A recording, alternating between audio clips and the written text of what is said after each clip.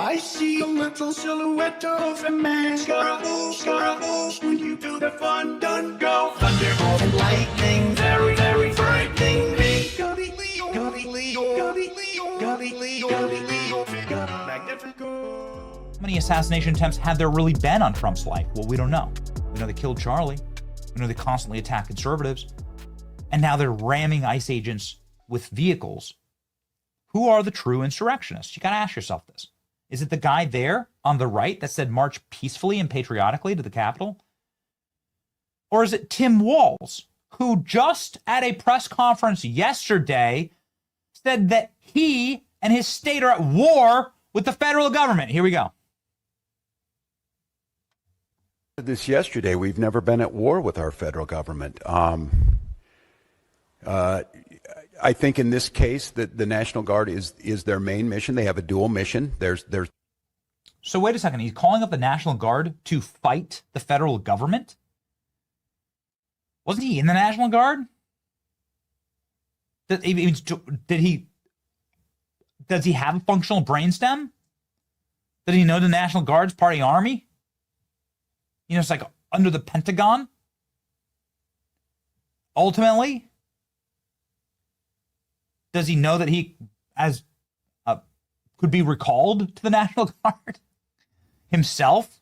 He was a member there. He did abandon his troops, obviously, and then lie about his service in Iraq. Never saw combat. He's a liar and a fraud about his own military service. And now he's saying he's going to use the Minnesota National Guard in order to fight the federal government. He's going to turn the Army on itself. That's an insurrection. That's civil war. He should be arrested under the Insurrection Act for that alone. Not to mention the criminal referrals that he now has for all of the fraud in his state. Egregious, and that happened in Congress yesterday after a series of hearings, criminal referrals for Tim Walz. So with this level of incitement against the federal government from the left, and the open attacks that we have seen on federal law enforcement, you really have to ask yourself, what kind of a country are we going to live in if the left regains control again? Well, what will they do if they get the gun? You know, they don't have any power right now. They have very little power right now. And look what they're already doing. They're using their cars to run over ICE agents. They're attacking and killing their political enemies, slaughtering their political enemies in the streets, and they have no power. What are they going to do when they get the power again? God help us. Why we do have to get rid of the filibuster, quite frankly. We just can't let these people have power again. We can't let them back into power. We can't allow it. It's been it's a different moment. This is not like 25 years ago, Bill Clinton's Democrat Party, I'm going to unite and link arms with Newt Gingrich. This is a terrorist organization. This is a left-wing terrorist organization.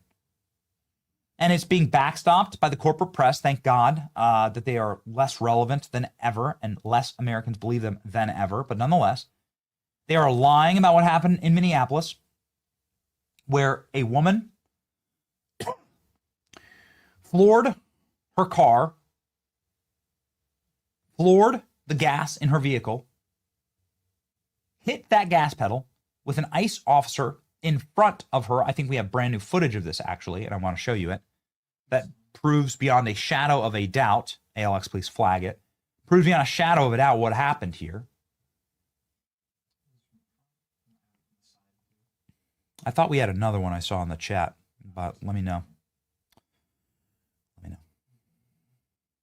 Anderson Cooper. But nonetheless, it's obvious what happened.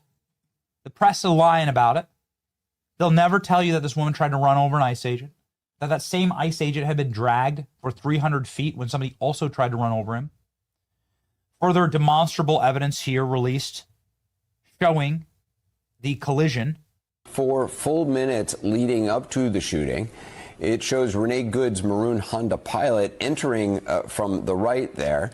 Then 20 seconds later, someone gets out on the passenger side. We don't know who or why this person leaves the car. We then see her turn and pull perpendicular across the street, seeming to block the way. Yes. But as you see here, leaving room for vehicles to pass by her on either side. Finally, there is this new angle of the federal officer who shot her. He arrives. Another federal SUV pulls up. As the ICE officer briefly goes back to his car, then he returns, and with another agent grabbing at her door. The federal officer who shot her, he leaving room for vehicles to pass by her on either side. Finally, there is this new angle of the federal officer who shot her. He arrives. Another federal SUV. So look at so you have two guys on the side, and then you have one guy passing in front. And it was a little hard because that's just the way these Ring cameras or security cameras are. They're not 4K. They're 1080p. Pulls up. You can see here an officer right in front of her vehicle, passing right in front of her vehicle. Right there, he's walking in front of her headlight. And there he is standing in front of her headlights right now. Officer briefly goes back to his car, then then you can see. Now you can see the full effect. Now you can see the full mow down. That officer is lucky to be alive. What is to be done with people who are wantonly fomenting the civil war in this country? It's a fake party. It's not real. It can't survive without USAID funding. I posted this morning, and it's true. The reason why Minneapolis hasn't burned to the ground, to ash, has been because Elon Musk cut USAID and destroyed that organization, gutted it, disemboweled it, burned it to cinders, torched it to the ground, and USAID now can no longer pay protesters in order to burn down our American cities. This is an incredible victory for the Trump administration. And this is why Minneapolis is still standing. But what is to be done? You know, you can defund, obviously, they're foot soldiers. You can defund these people, but you still have left-wing, often aging left-wing white women who are childless or in deeply unhappy and broken relationships, who view criminal aliens as their legitimate children and their only path to keeping power or to passing on their worldview.